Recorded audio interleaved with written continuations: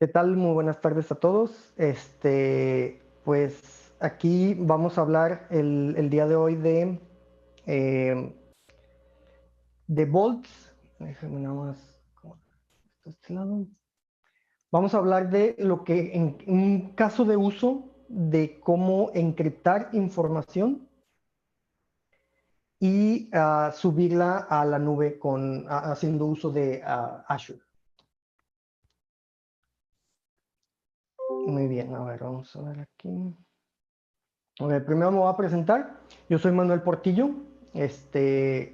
Soy de México. Estoy trabajando como DevOps Manager en DigitalONOS. Principalmente estoy enfocado en lo que es el área de DevSecOps. He estado trabajando últimamente con mucho arquitectura de microservicios, haciendo implementación o trabajos con herramientas de HashiCorp. Y uno de los principal cloud provider con el que he trabajado en los últimos proyectos ha sido Azure. Este, ya como dato fuera del trabajo, pues soy un poquito aficionado a la electrónica, gamer casual y padre y esposo. Ahorita eso toma un poquito más de relevancia, ¿no? Con lo de la pandemia, trabajando desde casa. Como pueden ver en la foto, tengo un niño de 5 años, entonces se convierte un poco como un challenge también, ¿no? Cualquier cosa, pues él está ahí bien al pendiente y consumiendo más tiempo inclusive en las horas de oficina. Vamos a ver. Esta es la agenda que tengo ahorita. Vamos a explicar primero un poco del caso de uso, en qué consiste, cuál es el problema que se trata de solucionar. Después les voy a hablar un poco de la solución, qué es lo que se está proponiendo. En esta solución vamos a explicar las tecnologías que se van a utilizar y después vamos a tener lo que son conceptos de esas tecnologías o esas componentes que son parte de la solución. Vamos a entrar un poquito más a detalle a ellos. Entre ellos está lo que es el Vault Transit Engine y el algoritmo de encripción en particular, que es lo que vamos a estar utilizando en este momento. Digo, para este use case. Después vamos a explicar más sobre la implementación y al final, si nos da tiempo, voy a ejecutar el script. En realidad no tiene mucho visual porque pues, es un script que ejecutas y lo único que hace es que pues, mueve el archivo y lo sube a la nube, pero cuando vayamos en los puntos anteriores voy a explicar exactamente cómo funcionan. Vamos a ver algunos ejemplos en línea de comandos y si nos da tiempo ejecuto el script donde pues, se va a ver el archivo que se encripta y que se sube al repositorio, al container de Azure en este caso. Ok, del caso de uso, ¿qué tenemos que decir sobre el caso de uso? Pues es un data center donde se tienen servidores, bases de datos on-prem, que generan respaldos de estas bases de datos de varios gigabytes de información. ¿Qué es lo que se necesita? Pues se necesita tener esos respaldos en la nube y además pues, hacer un uso eficiente del almacenamiento que se tiene en los data centers. Es decir, dado que se tienen varios gigabytes de información y se tienen que encriptar y además subir, pues lo que vamos a tratar de hacer aquí es que al momento de que, tomando ventaja de cómo funcionan los algoritmos de encripción, justo al momento de estar encriptando información, la vamos a estar subiendo para no tener que encriptar todo, escribirlo en disco y después hacer el proceso de carga, sino que todo se va a hacer en la memoria del servidor que está haciendo este proceso a través de un script de Python y la información va a ser directamente escrita en Azure pues haciendo uso de sus características que tiene, que son blobs. Y igual al momento de encriptar, vamos a usar un algoritmo de encripción por bloques. Entonces, vamos a ver ahorita cómo combinamos esos dos elementos. Elementos a considerar al momento de subir los respaldos, tienen que estar seguros, por eso es que estamos encriptando. Tiene que ser automatizable todo, ese es otro requerimiento, y tiene que haber manera de auditar todas las operaciones que se están ejecutando, tanto con las llaves como con los accesos y los backups que se están encriptando. Algunas consideraciones que hay que tomar al momento de traer esta solución.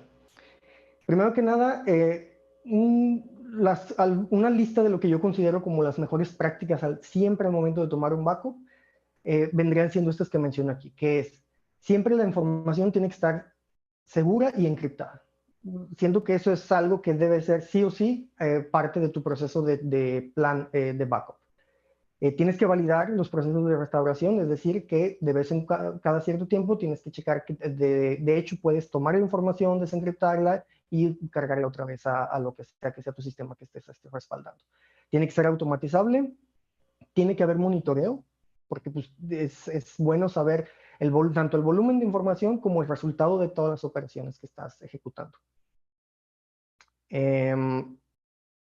Después tenemos la distribución de datos. Cuando tomas un backup, es muy buena práctica, o es prácticamente requerido siempre, que la información la tengas en diferentes lugares. Tanto como para asegurar que la información está disponible en caso de algún desastre, como para pues también estar como listo para eventualidades que pudieran llegar a suceder, tanto como con los datos, como con el lugar, la tecnología, el provider que estás utilizando para guardar información. Y finalmente, pues tener bien definida una política tanto de qué tan frecuente vas a estar tomando tus backups y por cuánto tiempo vas a mantener la información. Algunas de las implicaciones con no hacer estos pasos bien, pues ya se llevaron, ya se habló un poquito de ello en las sesiones del día de ayer, en una de las sesiones del día de ayer, en cuanto a seguridad. Y aquí pues nada más es recalcarlas, ¿no? Si tú tienes información que pertenece a tus clientes o que es sensitiva o cualquier información que tú sabes que tienes que estar protegida, si lo vas a hacer sus backups, si alguien llega a tener acceso a esta información, pues puede haber problemas de reputación legales y económicos a tu empresa. Otro que menciona aquí también sería que muchas veces cuando hay una intrusión o cuando hay una fuga de información, no sale a la luz o no se da a conocer inmediatamente. Entonces, te puede causar pérdida de horas de sueño, ¿no? Porque pues, si tú eventualmente te das cuenta, como encargado de tus backups o encargado de un sistema, te das cuenta que hubo una intrusión en tus sistemas o que hubo por ahí actividad sospechosa, no vas a saber en qué momento o qué exactamente, si no tienes la información necesaria, no vas a saber qué exactamente fue lo que pasó ahí y mucho menos en qué momento pudiera llegar a salir esto, te podría llegar a tener alguna implicación. Ahora vamos a explicar aquí un poquito de la solución. Vamos a usar principalmente tres tecnologías, HashiCorp Vault, vamos a usar Azure para guardar la información y Python para que va a ser el script que va a encargarse de la encripción. De HashiCorp Vault vamos a usar una funcionalidad que se le llaman el Transit Engine. Del Transit Engine vamos a tener a hacer todavía una subfunción que se llama el Data Key. Ahorita vamos a explicar en más detalle en qué consiste. Vamos a utilizar sus audit devices, sus policies y AppRoll para autenticar nuestra aplicación que va a mandar la información. Aquí en este diagrama muestro un poco más o menos en qué consiste. De este lado tenemos lo que está on-prem, que es nuestro servidor de Vault, el server donde se va a estar ejecutando el proceso de encripción, la información, y pues este servidor va a conectarse a Vault, va a autenticarse primero con Vault, después se va a conectar para pedir una llave, va a encriptar la información y conforme la va encriptando, la va a estar mandando a Azure. Como dato adicional aquí, estoy haciendo uso de FluentBit para capturar todos los logs de mi instancia de Vault y mandarlos a un sistema externo. En este caso estoy usando New Relic, pero pues puede ser prácticamente cualquier otro. Ahora vamos a entrar un poquito más a detalle de en qué consiste Vault. Pues Vault es una herramienta principalmente utilizada para la administración de secretos. Te permite hacer operaciones como su almacenamiento, generación dinámica de ellos, te permite generarlos con un tiempo específico de vida y revocarlos, ya sea manual o automáticamente. Puedes hacer uso de sus plugins para utilizar componentes externos, tanto para autenticar como para almacenar la información. Permite mucha automatización, prácticamente todas las funcionalidades que tiene Vault tienen algún componente de automatización, donde a través de su API, command line, puedes utilizar ese proceso. Tiene control de acceso con políticas, puedes generar con código, tener tus políticas que controlan el acceso a tus recursos, tus llaves o tus secretos.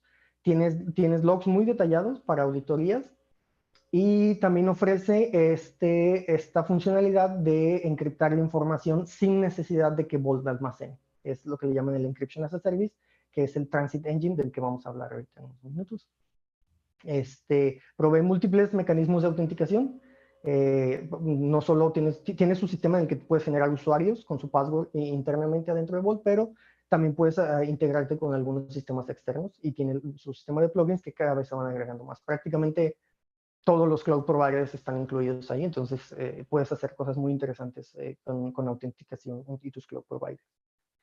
Y finalmente pues, provee una UI también para que si no solo son sistemas los que están interactuando con Vault, también tiene una interfaz web muy intuitiva donde usuarios pueden estar haciendo operaciones tanto como de consumir los secretos o administrarlos inclusive.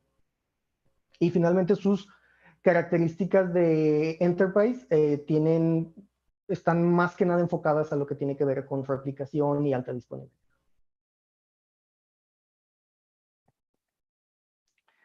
Ahora vamos a explicar un poquito en lo que consiste el Transit Engine de Vault.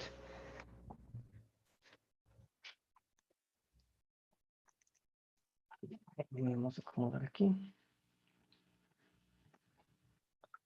Muy bien, pues el Transit Engine es esta funcionalidad de Vault que denominan como Encryption as a Service.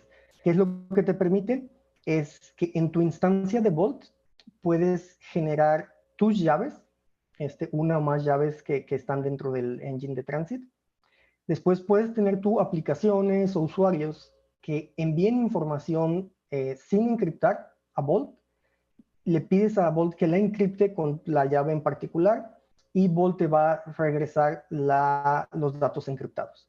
Nada de lo que tú le mandes a Vault se va a almacenar directamente en Vault. Vault únicamente va a ejecutar las operaciones de encripción y listo. O sea, tú usas la información dependiendo de las necesidades de aquí.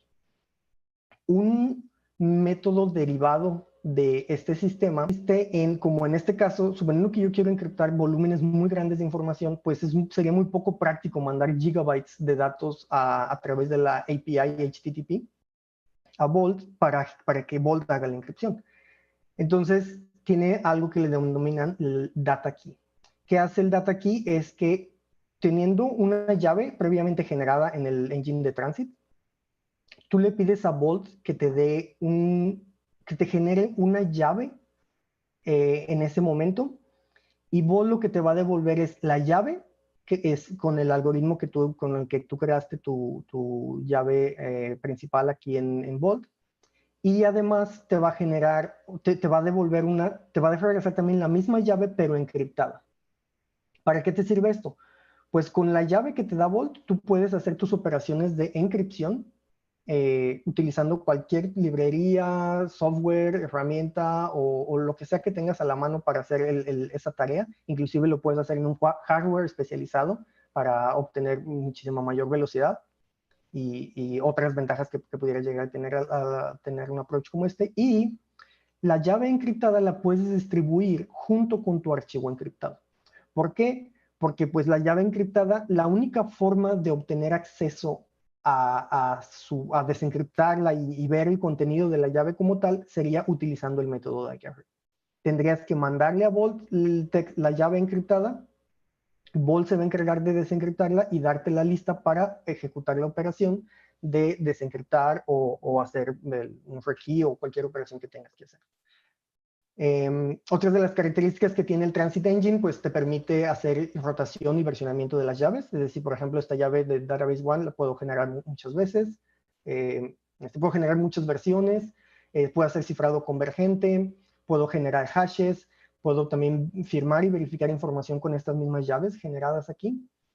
Y ofrece varios algoritmos disponibles. Vamos a ver un ejemplo de cómo es que se podría usar esto con simples líneas de comandos. Déjame traer mi terminal aquí. En este ejemplo, como todo lo va a hacer local, voy a levantar simplemente un Vault Server. Lo voy a levantar con el comando Vault Server dev y listo. Y después, simplemente apuntando tu variable Vault Address a localhost, deberías de poder tener acceso a esto. Ahora, ¿cómo hacemos uso de ello? Primero que nada, lo que tenemos que hacer es habilitar nuestro Secrets Engine. Para hacer eso, vamos a usar el comando Vault Secrets Enable Transit. Con esto se habilita el Transit Engine. Después vamos a generar una llave.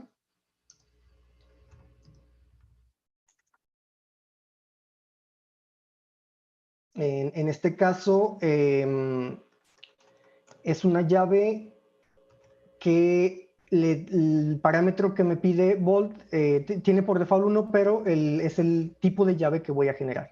Como les mencioné, tiene varios algoritmos de encripción disponibles, entonces el que vamos a usar en este caso es el AES GCM con una llave de 256 bits. Una vez generada mi llave, ahora sí puedo empezar a utilizarla para ejecutar mis operaciones de encripción, como por ejemplo, vamos a encriptar un simple texto. Vamos a traer aquí. Otra cosa, cuando le tienes que mandar información a Vault para encriptar en este Transit Engine, tienes que asegurarte que lo mandes en formato base64. Por lo mismo de que todo viaja a través del protocolo HTTP, esto te permite hacer encripción tanto de texto como de archivos binarios. Si lo haces base64, Vault no va a tener ningún problema con eso. Igual cuando Vault te regrese la información, te la regresa en formato base64. En este caso, por ejemplo, lo que estoy haciendo es mandándole este string que dice myData y le hago el formato, lo encodifico en base64 y le digo que utilice la llave que acabo de crear, que se llama calabaza. Entonces, una vez haciendo esta operación, Vault me regresa este string que es mi texto, pero ya encriptado, con algunos headers, que es información que tiene aquí que necesitaría Vault para desencriptar. Si quisiera desencriptar esta información, pues lo único que tengo que hacer es mandar llamar al endpoint de desencriptar. Le digo con qué llave fue encriptado y le paso mi texto. Como les comenté, la información que me regresa Vault está en formato base64. Entonces, si yo quisiera ver sus datos aquí con algunos comandos, puedo sacar. Aquí lo único que le estoy pidiendo a Vault es que el output me lo dé en formato de JSON y después con el comando JQ me traigo el campo que está en data plain text y le hago el base64 decoding. Y ya con esto puedo ver cuál fue la información que Vault desencriptó una vez que yo le mandé esta información. Después, esto cubriría lo que es el primer caso de uso que yo les mencioné acá, que es mandar el plaintext y que Vault nos reciba información. Ahora vamos a ver cómo sería pedirle a Vault que me dé la key para yo hacer mi proceso de encripción localmente. Entonces, para eso, igual haciendo uso de la misma llave que tenemos ya generada por ahí, lo que hago es que le pido, en vez de usar el endpoint de encrypt o decrypt, uso el endpoint de data key. Con el data key le digo que necesito la llave, que me den una llave en plaintext basada en mi llave calabaza que creé anteriormente. ¿Qué es lo que va a hacer? Como lo mencioné anteriormente en el diagrama, me devuelve dos datos. Uno, que es la llave como tal, la llave en base64, y la llave, pero encriptada, utilizando mi llave calabaza que yo tengo. Este es como que el mecanismo de las muñequitas rusas, que tienes una muñequita pequeña y después adentro tiene otra muñeca, con una muñeca más grande la guardas y adentro la guardas otra. Es prácticamente lo mismo. Yo voy a tener un dato que lo voy a encriptar usando esta llave, pero esta llave está encriptada utilizando mi llave calabaza y yo nunca tengo acceso a esta llave como tal. Inclusive esta información que tengo aquí, que es la llave lista para usarse para encriptar con cualquier herramienta, una vez terminado mi proceso de encripción, la puedo desechar por completo. Es decir, solamente puede que solamente esté en memoria del proceso que está haciendo la encripción y ya después simplemente desaparece. Cuando la quiero obtener otra vez, pues se la tendría que pedir a Vault. Vamos a ver un ejemplo. Tengo aquí un script en Python que lo único que hace es de manera muy sencilla, este es mi script de Python, toma como argumento el archivo original y la llave en formato base64. Y lo que va a hacer es, usando un algoritmo perdón, una de las librerías de Python, inicializo un cipher con el modo GCM, es el AES-GCM, que es la key que tenemos. Genero un vector aleatoriamente, bueno, no aleatoriamente, genero un vector con puro cero, leo mi archivo y encripto la información aquí. Le digo a mi cipher, encripta la información utilizando esta llave y este initialization vector, que son dos parámetros que se necesitan, que este algoritmo en particular necesita para poder encriptar información.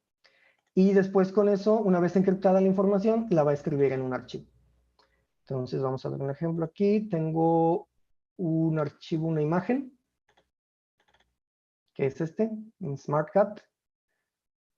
Lo que voy a hacer es, le voy a pedir a Bolt, con este archivo, que tome mi archivo original SmartCat y haciendo uso de esta llave en base64,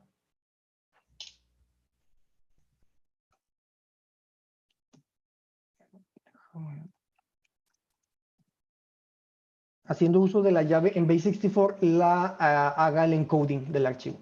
Ahora, si vengo aquí a mi directorio, lo único que hice es le agregó la palabra encrypted y mi archivo ahora ya no puede ser leído porque pues está encriptado.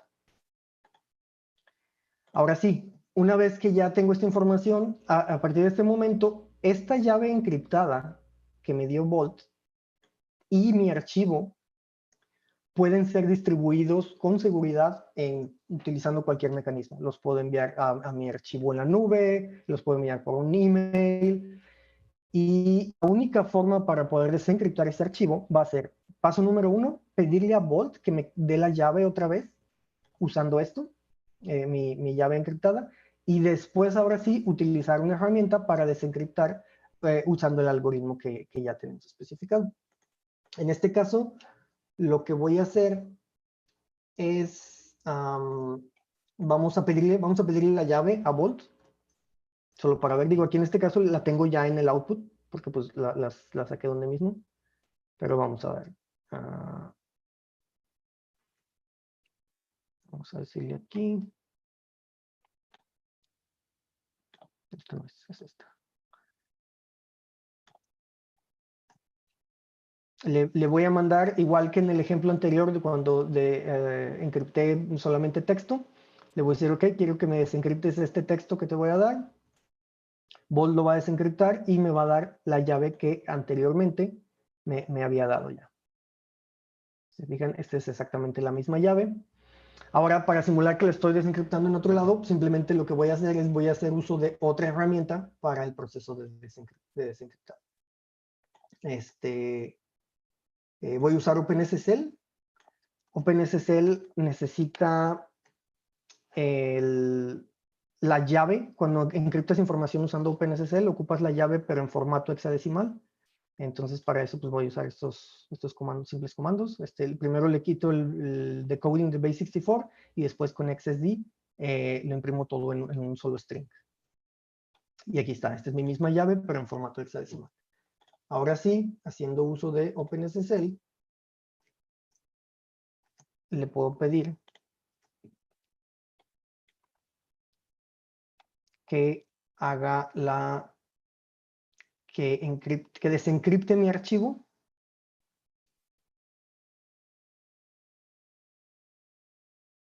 usando esta llave.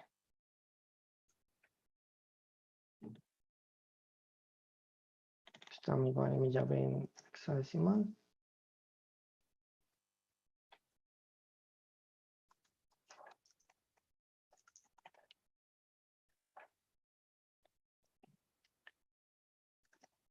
Y si me voy a mi archivo, bueno, aquí déjenme explicar los comandos que usé aquí.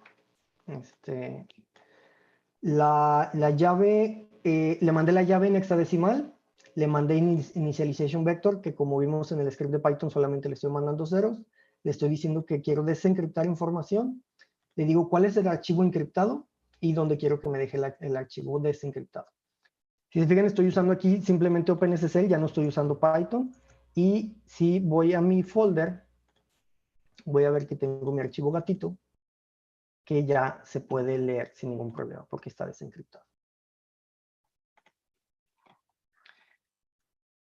Entonces, utilizando esos principios, es como podemos hacer esta implementación del caso de uso.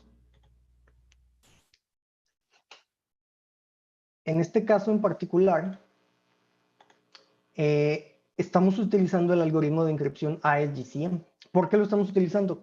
Pues tiene varias ventajas. Primero que nada, es el algoritmo que Bolt utiliza para encriptar su propia información. Entonces es un algoritmo ampliamente soportado. Prácticamente cualquier herramienta de encripción tiene soporte para este algoritmo. Como vieron ahorita en Python, hay varias librerías que lo utilizan. OpenSSL también lo puede utilizar. Tiene una seguridad que te permite un tamaño de llave de tanto 128, 192 y 256 bits. Su tamaño de bloque, bueno, este es un algoritmo por bloques. ¿Qué es lo que significa eso?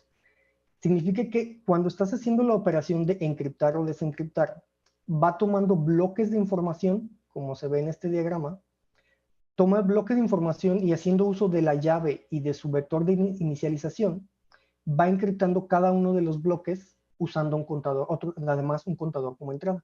Entonces, con el plaintext, que es decir, la información sin encriptar, la llave, su vector de inicialización y su contador, cada uno de los bloques se va encriptando y todos juntos al final te dan tu archivo ya encriptado. ¿Cuál es otra ventaja de usar este algoritmo en particular?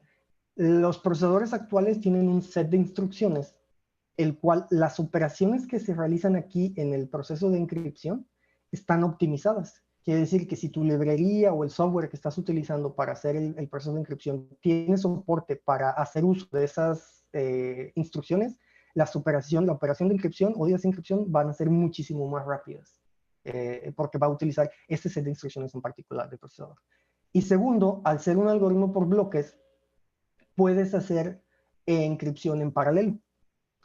Es decir, puedes encriptar al mismo tiempo dos bloques de información, nada más sabiendo tú el contador que estás utilizando, y al final de cuentas nada más los juntas en el orden adecuado y vas a obtener tu información encriptada.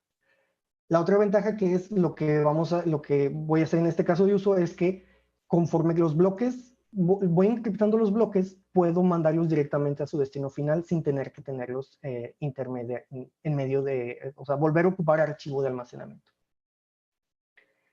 Pues ya nada más así rápido, el script lo que hace es el script de Python inicialmente va a tomar los dos valores en su proceso de encripción, va a tomar los dos valores de Bolt, que es la key y la key encriptada.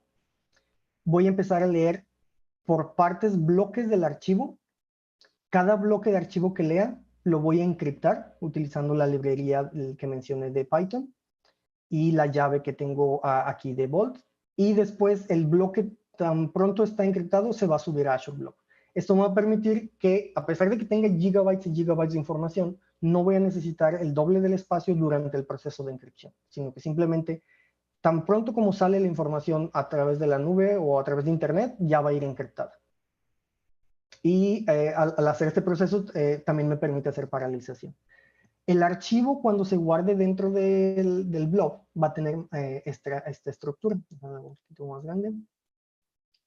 La estructura consiste en los primeros 2 bytes, me van a decir de qué tamaño, cuántos bytes de los siguientes del archivo contienen mi llave encriptada, obviamente. Después, de los siguientes bytes, cuántos contienen mi initialization vector, que en este caso estoy generando un número aleatoriamente, no estoy usando puros ceros o puros uno.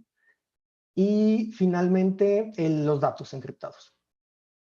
Otra ventaja del algoritmo GCM es que te permite hacer una validación de los datos. Es decir, después de que termine el proceso de encripción, genera una llave, una tag, en este caso de 16 bytes, que cuando tú la desencriptas la información, es como un hash, comparas esa llave y si coincide quiere decir que la información tal cual se encriptó es lo que tú estás desencriptando. Si en algún punto intermedio hay modificaciones de la información, pues ya no vas a tener acceso, o vas a tener la notificación de que hay algo ahí, que algo cambió en el archivo. El proceso desencriptado es el mismo, simplemente pues al revés. Leemos primero del blob, la estructura de los headers del archivo, que me dan la llave, mi initialization vector, y después, bloque por bloque, voy leyendo la información para finalmente escribir en mi archivo de texto. Y finalmente, pues nada más déjenme ejecutar el script. En este caso ya la llave, ya todo está creado. Ya nada más, déjenme les muestro aquí mi container.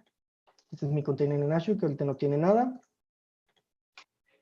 Y si yo ejecuto el archivo, que lo que está haciendo ahorita, lo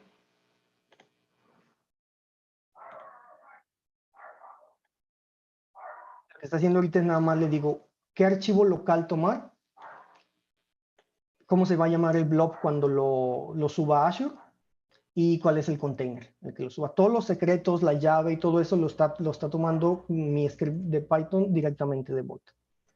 Entonces, con simplemente, no mande estoy apuntando a mi Vault local. En este caso voy a apuntar a otro Vault, que es donde tengo la llave ya generada y todo. Y si mando llamar a mi script, me va a tomar unos segundos. En este caso es información muy pequeña. Tengo aquí el archivo. Es este documento, son solamente 374 kilobytes. Es un archivo de texto, un CSV random. Y ya que se subió, si voy a mi Azure, intento ver el contenido de este archivo, voy a ver que está completamente encriptado y aquí en los headers está mi llave encriptada. Si quisiera desencriptarlo, simplemente vengo aquí a mi script, llamo a la otra parte.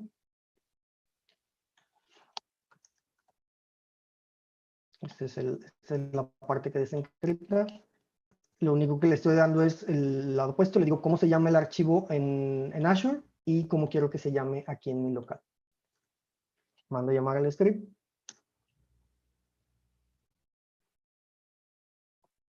Toma unos segundos.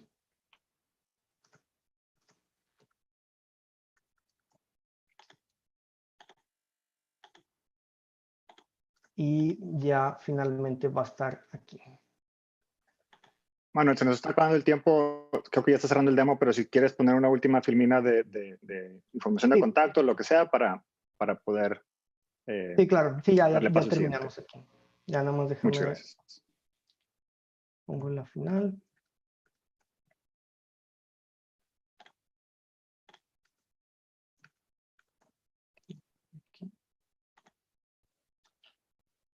Y listo, pues sería todo. Muchísimas gracias por su tiempo.